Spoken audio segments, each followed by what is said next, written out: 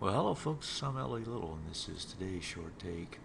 You know, one of the hottest sectors has been the biotechs. The biotechs tested here, got a big drop as a result of the failure. This was off this breakdown bar where the volume was fairly high in this area.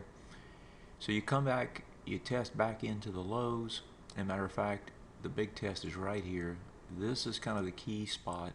If you get up underneath this bar, right, there's not much underneath there. You got a lot of swing point lows here, here, again over here, and one back over here. You start breaking multiple swing point lows on multiple time frames, you got an issue.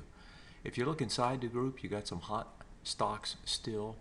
You know, Vertex still at the, almost at the highs. You've got Regeneron doing the same thing, gap up, pressing higher. If you look at the weighting structure inside these, that was about 7% between those two. CELG also, that's about 15% when you add it in.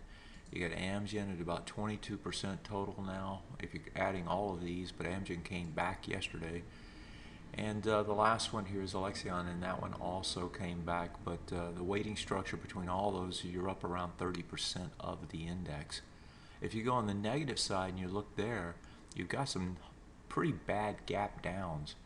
Here's Biogen, big hit, gets a bounce, now coming back down. That's at about 7% of the weighting of the index. ILMN, this one also gaps down, bounces, now heading back down to test the lows. And one more here that's also gapped down is Mylan.